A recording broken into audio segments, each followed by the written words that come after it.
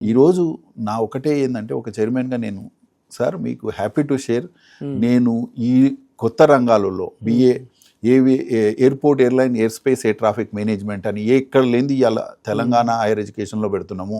ఈరోజు సందర్భం వచ్చింది కాబట్టి మీకు ఈరోజు space technology, space commerce and governance అని బిఏ కోర్సులు మేము పెట్టాము. అది ప్రాసెస్లో ఉన్నాయి. ఆర్ట్స్లో చేసి అన్ని మల్టీ డిసిప్లినరీ కోర్సులు అంటారు. అందులో టెక్నాలజీ ఉంటుంది, మేనేజ్మెంట్ ఉంటుంది, అన్ని పాలసీ ఉంటాయి.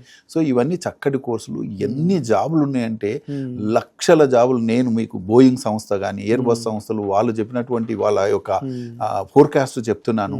ఒకటి ఏంటంటే మనం ఫ్యూచర్గా నెక్స్ట్ 5 years, నెక్స్ట్ 10 years ఎలాంటి హ్యూమన్ రిసోర్స్ క్రియేట్ చేయాలి, మనం ఎలాంటి కోర్సులు పెట్టాలని ఆ ఆలోచనతో నేను ఈరోజు హైయర్ ఎడ్యుకేషన్ కౌన్సిల్లో కూడా ఇలాంటి కొత్త కొత్త కోర్సులు, ఇన్నోవేటివ్ కోర్సులు, ఇండియాలో ఎక్కడ లేని కోర్సులు మనం ఈ గ్రాడ్యుయేషన్ లెవెల్లో పెడుతున్నాము. అది ప్రాసెస్లు అయినాయి, కొన్ని కోర్సులు అప్రూవల్ అయినాయి సార్. సో అంటే మనం హ్యూమన్ రిసోర్స్ క్రియేట్ చేయాలి, లేకుంటే ఇండస్ట్రీ కాదు. మీరు చెప్పిన ఎగ్జాంపుల్ ఈరోజు ఈ ఇండిగో పైలట్స్ ప్రాబ్లం ఏంటంటే ఈరోజు షార్టేజ్ ఆఫ్ పైలట్స్ తోటి ఫ్లైట్లు బంద్ అవుతున్నాయి. సో కాబట్టి మనం హ్యూమన్ రిసోర్స్ అనేది ఇంపార్టెంట్. సో మనం ఇంకొకటి మీకు ఇక్కడ నేను ప్రపంచం మన వైపు చూస్తుంది ఈరోజు. ఎందుకంటే భారతదేశం యువతరం దేశం, youngest country in the world. కాబట్టి హ్యూమన్ రిసోర్స్ క్రియేట్ చేయాలి, మంచి ఎడ్యుకేషన్ ఇవ్వాలి, ఫ్యూచరిస్టిక్ ఎడ్యుకేషన్ ఇవ్వాలి, ప్రపంచంతో పోటీ పడే ఎడ్యుకేషన్ ఇవ్వాలి.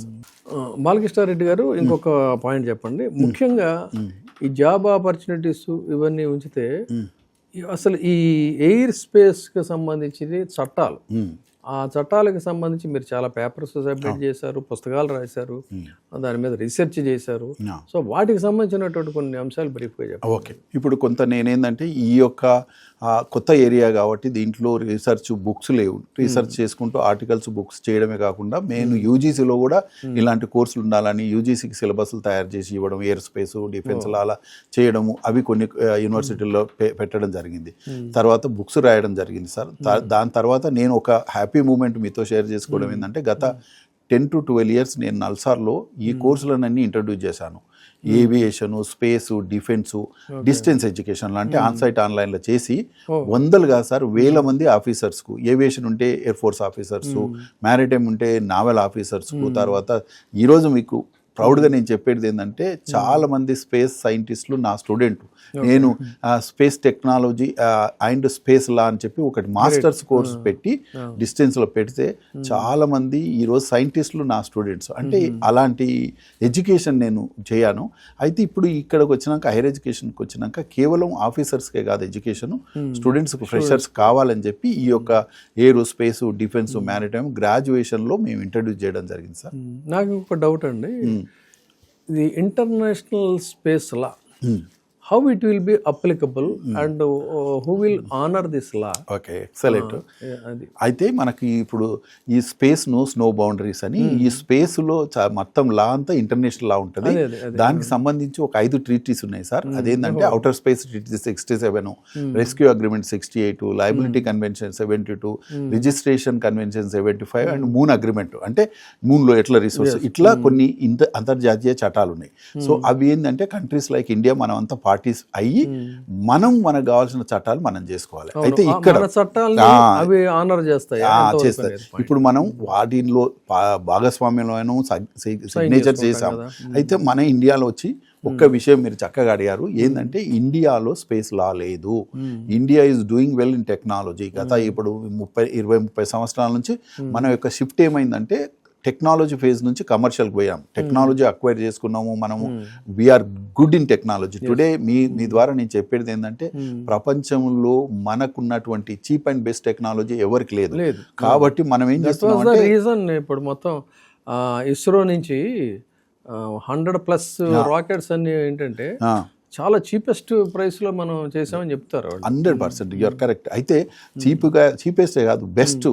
ఈరోజు ఇండియా ఒక లీడర్ ఏంటంటే స్పేస్ టెక్నాలజీలో లాంచింగ్ టెక్నాలజీస్, తర్వాత రిమోట్ సెన్సింగ్. మనకున్నటువంటి రిమోట్ సెన్సింగ్ టెక్నాలజీ ఎంత అక్యురసీ, ఎంత చీప్ అంటే అమెరికా లాంటి కంపెనీస్ కొని అమ్ముతున్నారు. సో మనం సార్ ప్రపంచం నెక్స్ట్ 2030 ఈరోజు మన యొక్క స్పేస్ కామర్స్లో ఇండియా ఒక పర్సెంటేజ్ తక్కువ ఉంది. 2 to 3% గ్లోబల్ స్పేస్ కామర్స్లో ఉన్నాము. నెక్స్ట్ అప్ టు 2030 వరకు మన టార్గెట్ ఏంటంటే 8 to 10% చేయాలని. సో స్పేస్ కామర్స్ కమర్షియలైజేషన్ మీద బాగా ఫోకస్ చేస్తున్నాం. ఈరోజు ఈ ముఖ్యంగా ఇంతకుముందు అంతా ఈ యొక్క ఇండస్ట్రీ ఎక్కువ సైంటిస్టులు అందరు గవర్నమెంట్ డామినేషన్ ఉండే.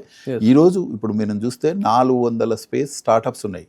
అంటే ఇప్పుడు ఇవాళ మీరు Skyroot is one of the space startup. ఇట్లాంటివి 350 నుంచి 400 స్పేస్ స్టార్టప్స్ వస్తున్నాయి. యంగ్ సైంటిస్టులకు మంచి అవకాశాలు ఉన్నాయి.